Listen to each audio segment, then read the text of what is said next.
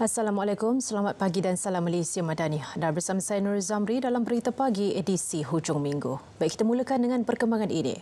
Satu akta khusus perlu diwujudkan bagi membolehkan kerajaan yang dibentuk selepas pilihan raya umum kekal sehingga akhir penggal. Cadangan dikemuka Timbalan Perdana Menteri Datuk Seri Dr. Ahmad Zahid Hamidi bagi menjamin kestabilan politik negara.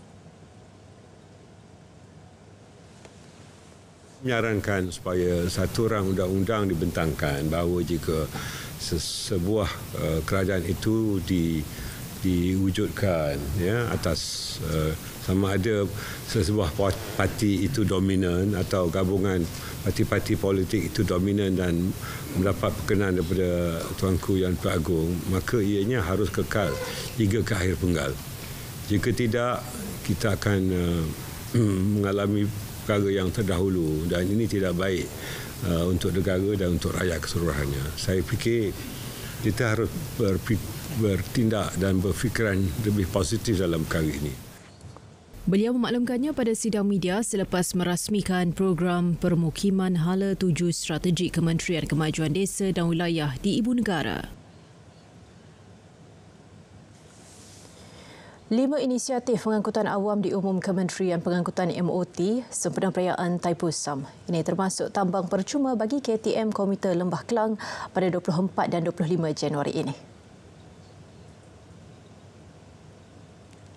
Tambang percuma ini bermula daripada 24 Januari 2024 bermula jam 00.00 iaitu 12 midnight.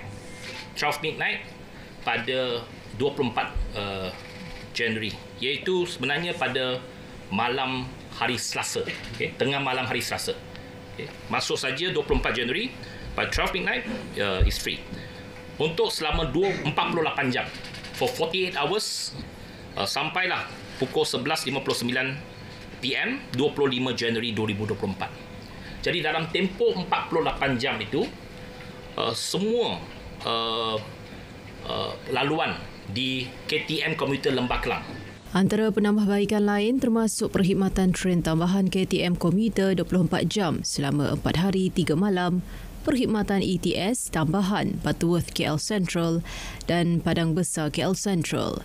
Turut diumumkan perkhidmatan percuma bas-bas perantara Rapid Bus di Kuala Lumpur dan Pulau Pinang selain usaha baik pulih jejantas pejalan kaki di stesen kereta api Batu Caves. Advokasi berniaga patuh kod etika dan perundangan BIS Berkat akan diperkenalkan bermula tahun ini. Menteri Perdagangan Dalam Negeri dan Kos Hidup KPDN Datuk Armiza Muhammad Ali berkata inisiatif itu untuk meningkatkan kesedaran dan komitmen di kalangan para peniaga untuk mematuhi kod etika, peraturan dan juga undang-undang perniagaan.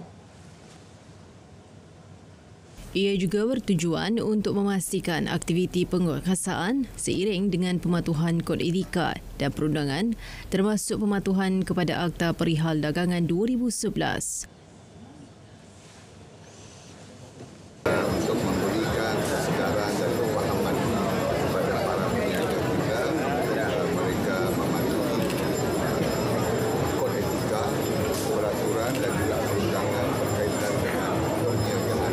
Jadi kita mahu dia datang bersama penguatkuasaan itu dan juga pematuhan tersebut. Walkabout advokasi BIS Berkat dimulakan dengan Negeri Melaka sempena dengan Tahun Melawat Melaka TMM 2024.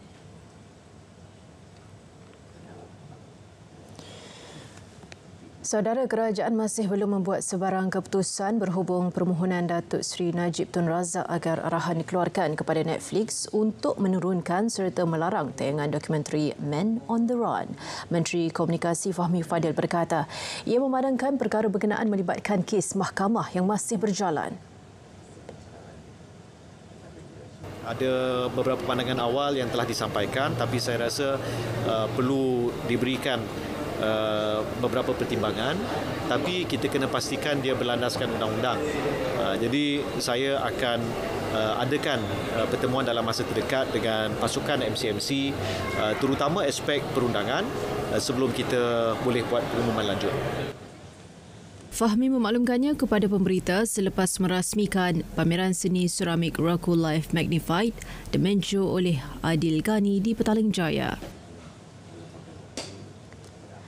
Keputusan tidak mengenakan caj tambahan bagi akses rangkaian 5G mendapat reaksi positif orang ramai. Ia merupakan tindakan proaktif Kerajaan Madani bagi memberi peluang kepada rakyat mendapatkan perkhidmatan rangkaian mudah alih dengan lebih meluas. Definitely you akan retain more people on the to keep the line kan. That's my opinion lah. Tak ada charge tambahan. Okey. Tak ada charge tambahan. That mean konsepnya sama jugalah. That mean tak membebankan rakyat. Tak membebankan rakyat. So rakyat pun happy. Yalah, yang penting teknologi itu cepat dapat being adopted sebab tak ada charge tambahan kan. Kalau tak ada charge tambahan untuk 5G itu memang baguslah sebab sekarang ni saya punya plan 4G dan kalau saya nak upgrade 5G kena ada charge tambahan tu sebab kalau macam apa yang saya pernah dengar feedback daripada pengguna 5G memang 5G dia lagi lancar, dia lagi cepat, dia punya coverage dia and lagi luas lah. Dan dia kan lagi elok, memang kami alu-alukan lah. Tapi of course the service tu, the service kan, I think what's lacking now is the service. I mean say no more lah. In any provider sekarang ni we need to upgrade the service. Baik, kita beralih ke perkembangan banjir. Keadaan di Johor dan Pahang beransur pulih. Jumlah penduduk terjejas semakin berkurangan. Dan menurut Jawatankuasa Pengurusan Bencana Negeri JBPN Johor, seramai 1,130 penduduk terjejas direkodkan. 13 mas di PPS masih aktif melibatkan 5 daerah terjejas. Manakala di Pahang, 718 penduduk daripada 215 keluarga berlindung di 5 PPS yang masih beroperasi di Rompin dan Pekan. Penduduk terjejas paling ramai ialah di Pekan melibatkan 573 orang yang berlindung di 3 PPS. Bersih, itu yang disifatkan Ketua Polis Kuala Lumpur Dato' Alauddin Abdul Majid susulan beberapa laporan kurang baik diterima berkenaan kawasan Lorong Haji Taib dan Jalan Chowkit. Jelasnya kawasan itu jauh lebih baik berbanding 20 tahun lepas. Kawasan berkenaan juga telah dibersihkan dengan bantuan DBKL dan beberapa badan bukan kerajaan NGO. Cerita-cerita kawasan ini adalah masih penuh dengan sarang pelacur, pondan dan sebagainya itu dapat ditangkis. Tapi pada umumnya keadaannya adalah bersih daripada segi aktiviti-aktiviti yang tidak baik dan juga daripada kebersihan keseluruhannya. Beliau berkata kepada media selepas membuat program jelajah bersama media di Jalan Chowkit dan Lorong Haji Taib, Kuala Lumpur malam tadi.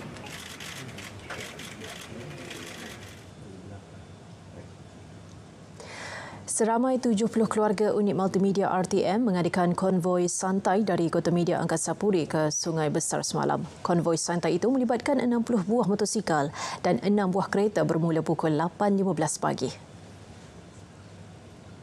Menurut penolong pengarah unit visual, Nur Azizah Muhammad, program ini diadakan bagi mengeratkan hubungan silaturahim antara keluarga unit multimedia di samping mengenali tempat-tempat menarik di Sungai Besar. Program ini adalah merupakan salah satu program yang membuka peluang untuk kita melihat sektor-sektor pelancongan ya.